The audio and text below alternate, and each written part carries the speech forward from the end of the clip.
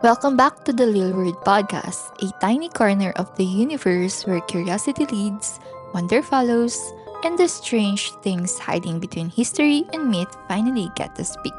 I'm Jane, your curator, your host, and your fellow wanderer through the odd and the uncanny. Tonight, we're diving into a mystery that stretches across continents and centuries. Cities that once bustled with life, laughter, trade, and empire now lie silent beneath water and silt. Some vanish in a single catastrophic breath. Others sank slowly, as if swallowed by time itself. And a few, their stories blur the line between geology and legend.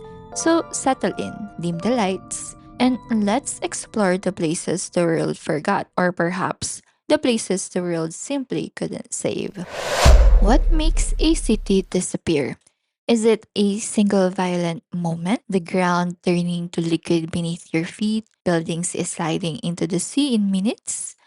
Or is it the slow erasure of time, centuries of volcanic breath, shifting coastlines, or groundwater quietly being pulled from underneath modern megacities? Today, we investigate sunken cities, places swallowed by earthquakes, drowned by volcanic calderas, lost beneath hydroelectric reservoirs, or caught in the politics of myth. But there's a twist. This is not ancient history.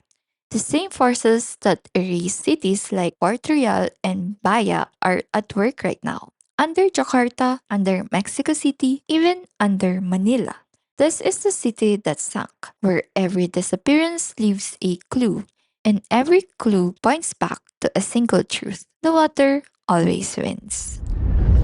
If you ask a 17th century traveler which city felt like it was tempting fate, they would have said Port Royal without hesitation. The wickedest city on earth was built on a tongue of sand in Jamaica, the Palisados, and packed with brick mansions, taverns, gambling houses, and privateers spending Spanish gold as fast as they stole it. But beneath the swagger was a geological booby trap. The entire settlement sat on loose, water saturated sand, the kind that behaves less like soil and more like a shaken snow globe. On June 7, 1692, at 11:43 a.m., the earth convulsed. The shaking triggered liquefaction, turning ground into a slurry. Building didn't fall over, they sank vertically, swallowed whole as the sand lost its strength. Eyewitnesses describe fissures opening under their feet, dragging entire streets into the harbor. A pocket watch later recovered underwater was frozen at 11:43, preserving the exact second the city died. Within minutes, two-thirds of Port Royal sleep beneath the waves. A tsunami rolled in, dragging a British frigate inland and depositing it on top of rooftops that no longer existed. The sea swept through the survivors, doubling the death toll. Port Royal became a Caribbean Pompeii, but preserved not in ash, but in oxygen deprived seawater that kept plates, pipes, furniture, even meals on kitchen tables intact. Today, Port Royal is strictly protected underwater archaeological zone and, as of 2025, a UNESCO World Heritage Site. But its mystery lingers. How did a city so powerful collapse so suddenly? And why did nobody listen to the warnings beneath their feet? Some sunken cities are indisputable. Others are battlegrounds of belief, nationalism, and scientific caution. The Hindu epic Mahabharata describes Dwarka as a radiant city claimed by the sea after Krishna's death. Offshore excavations in the 1980s revealed stone blocks, anchors, and walls, evidence of a real ancient port. But controversy erupted when a piece of wood dredged from the Gulf of Combat tested at 9,500 years old. To many, this proved Dwarka predated Indian civilizations by millennia. Except the science didn't hold. The wood wasn't found in a structure, it was driftwood, likely swept from an ancient forest. The seabed city grid was a natural fracture pattern. In other words, the date didn't belong to the architecture. Dwarka exists, but the claim of a prehistoric super civilization does not. Off Japan's Yonaguni Island lies a massive step formation that looks eerily like a ziggurat. Marine geologist Masaki Kimura argues it may be a 2,000 to 3,000-year-old man-modified structure. He points to what he calls terraces, gateways, even toll marks. But most geologists, including Robert Shook, disagree. The rock breaks naturally along vertical and horizontal planes, especially in earthquake zones. Forms that look like stairs or walls appear elsewhere on nearby cliffs. Is Yonaguni a lost monument? Or are we seeing patterns because we want to? The mystery remains open, but not unsolvable. Unlike Portugal or Baya, CHENG didn't sink through a disaster, it was deliberately sacrificed. When China built the Xin'an River hydroelectric dam in 1959, 290,000 residents were forced to leave their ancestral homes. Entire towns were submerged under what is now Candao Lake. Xicheng, with its Ming and Qing architecture, gates, memorial arches, and temples, sleep beneath 40 meters of freshwater and was forgotten for decades. When divers rediscovered it in 2001, they found something astonishing. The city was perfectly preserved. Freshwater slowed decay. Low oxygen protected wood, carvings, staircases, even door frames is still hanging on hinges. It is now one of the best preserved underwater cities in the world, but access is tightly controlled. At 26 to 40 meters deep, only highly trained divers can enter without disturbing the fine silt that can blind visibility in seconds. Xicheng is a time capsule, but also a reminder of a political decision that erased a 1,300-year-old city overnight. Imagine a place so decadent that Roman philosophers called it a vortex of luxury.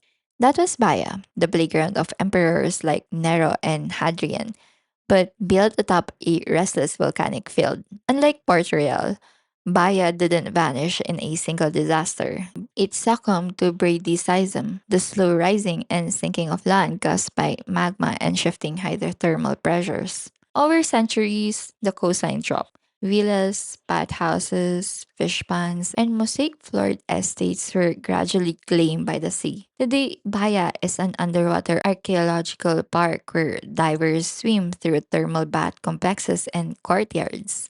Recent excavations around 2023 to 2025 uncovered what might be Cicero's villa, complete with an intact Roman heating system beneath a mosaic floor. Bayer remains in motion. The land still rises and falls. The mystery isn't why it sank, but whether it might rise again. Sunken cities aren't only ancient tragedies, they're modern warnings.